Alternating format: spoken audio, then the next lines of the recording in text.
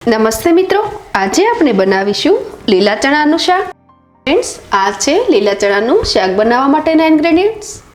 લીલા ચણાનું શાક બનાવવા માટે સૌપ્રથમ આપણે ગ્રીન પેસ્ટ તૈયાર કરીશું. તે માટે મેં લીધા છે 3 લીલા મરચાં, 1 ઇંચ જેટલો આદુ તેમજ 30 ગ્રામ લસણ અને કોથમીર પણ 30 ગ્રામ. આપણે આદુ મરચાં લસણની પેસ્ટ બનાવતી વખતે કોથમીર પણ સાથે જ ક્રશ કરી લેવાની છે, જેથી આપણી સબ્જીમાં સરસ ટેસ્ટ આવે અને સાથે સરસ ગ્રીનિશ લુક પણ આવે. તો ફ્રેન્ડ્સ, આ આપણી આદુ મરચાં લસણ અને કોથમીરની ગ્રીન પેસ્ટ તૈયાર છે.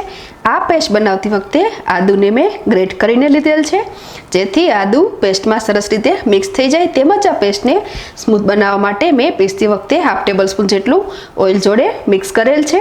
હવે આપણે સિઝનિંગ કરી લઈએ. ફ્રેન્ડ્સ, સિઝનિંગ માટે મેં એક પેનમાં 3 ટેબલસ્પૂન જેટલું ઓઇલ ગરમ થવા મૂકી દીધું છે. આ ઓઇલ ઇનફ ગરમ થાય એટલે આપણે એડ કરીશું રાઈ તેમજ જીરું. અત્યારે આપણે સ્ટવની ફ્લેમ સ્લો સેટ કરવાની છે. ફ્રેન્ડ્સ, રાઈ દાણા સરસ ક્રેક થઈ ગયા છે તેમજ જીરું ડાર્ક બ્રાઉન થઈ ગયું છે. તો હવે આપણે એડ કરીશું ગ્રીન પેસ્ટ.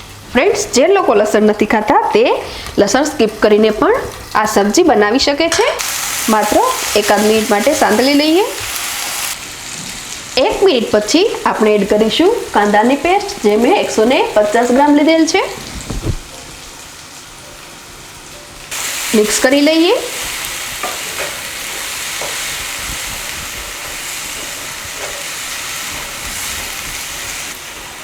સાથે જ એડ કરીશું 1/2 ટેબલસ્પૂન સોલ્ટ. હળદર પાવડર. આપણે અહીંયા સબ્જીને ગ્રીનિશ લુક આપવો છે, માટે હળદર પાવડરની ક્વોન્ટિટી હું ઓછી રાખું છું. તેમજ લાલ મરચું પાવડર પણ 1/2 ટેબલસ્પૂન. મિક્સ કરી લઈએ.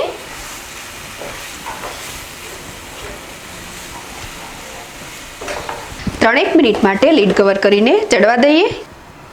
ફ્રેન્ડ્સ, 3 મિનિટ જેવો ટાઈમ થઈ ગયો છે. 3 મિનિટ બાદ આપણે એડ કરીશું દહીં. દહીં એ ટોટલી ઓપ્શનલ છે, તેને સ્કીપ કરીને પણ આ સબ્જી બનાવી શકાય. દહીંને ગ્રેવી સાથે બરાબર મિક્સ કરી લઈએ. તેમાં સાથે જ એડ કરીશું બેસન, જે મેં 1/2 ટેબલસ્પૂન લીધેલ છે. ફ્રેન્ડ્સ, આ બેસન પણ ઓપ્શનલ છે, પણ દહીં સાથે બેસનનું યુનિક કોમ્બિનેશન છે. આ રીતે સબ્જી બનાવવાથી ખૂબ જ ટેસ્ટફુલ બને છે. તો અહીંયા હું 1/2 ટેબલસ્પૂન બેસન એડ કરું છું. ફ્રેન્ડ્સ, અહીંયા મેં માત્ર 1/2 ટેબલસ્પૂન જ બેસન લીધેલ છે, પરંતુ જો બેસનનો સ્વાદ વધારે પસંદ હોય તો 1 ટેબલસ્પૂન જેટલો બેસન વધુ પણ લઈ શકાય. તેમજ અહીંયા મેં કાંદા અને લસણ યુઝ કરેલ છે. જે લોકો લસણ અને કાંદા ખાતા નથી તેઓ સ્કીપ કરીને પણ આ સબ્જી બનાવી શકે છે.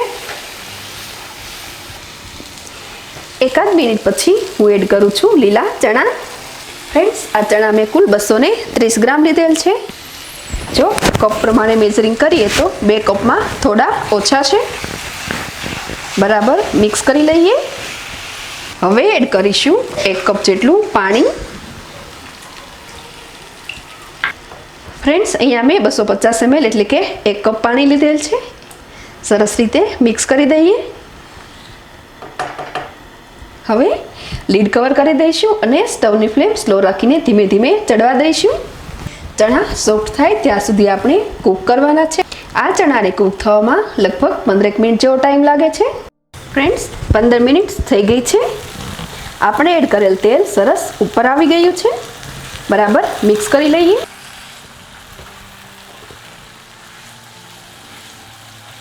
આપણે ચેક કરી લઈએ.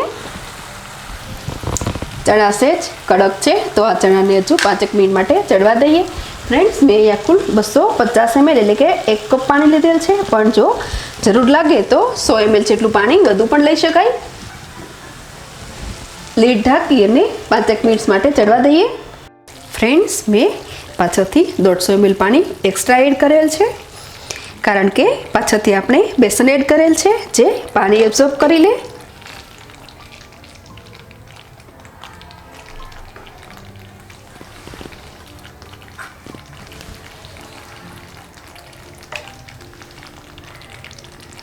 ફ્રેન્ડ્સ, આપણા ચણા ઇઝીલી પ્રેસ થઈ જાય છે, મતલબ આપણી સબ્જી સરસ ચડી ગઈ છે. તો હવે આપણે એડ કરીશું ધાણા જીરું, સાથે જ 1/2 ટેબલસ્પૂન ખાંડ. ફ્રેન્ડ્સ, મેં અહીંયા દહીં યુઝ કરેલ છે, માટે હું લીંબુનો રસ એડ કરતી નથી. પરંતુ સબ્જીમાં વધુ ખટાશ જોઈએ તો હાફ કે 1 ટેબલસ્પૂન લીંબુનો રસ પણ એડ કરી શકાય. અને સબ્જી જો વધુ સ્વીટ પસંદ હોય તો ખાંડની ક્વોન્ટિટીમાં થોડો વધારો પણ કરી શકાય. તેમજ ખાંડ સ્કીપ કરીને પણ આ સબ્જી બનાવી શકાય. અહીંયા મેં ગ્રીનિશ લુક આપવા માટે ટમેટાની પ્યુરી એડ કરેલી નથી. તો મિત્રો તૈયાર છે લીલા ચણાની સબ્જી. તો હવે આપણે સ્ટવની ફ્લેમ ઓફ કરી દઈએ અને આ સબ્જીને એક સર્વિંગ બાઉલમાં લઈ લઈએ. આઈ હોપ મારી આ રેસીપી આપ સૌને ખૂબ જ પસંદ પડશે. તો જરૂર ટ્રાય કરજો. સાથે આપના એક્સપિરિયન્સ મને કોમેન્ટ બોક્સમાં અચૂક જણાવજો. સાથે લાઇક, શેર અને સબસ્ક્રાઈબ કરવાનું ભૂલશો નહીં. ફરી મળીશું નવી રેસીપી સાથે. Thanks for watching.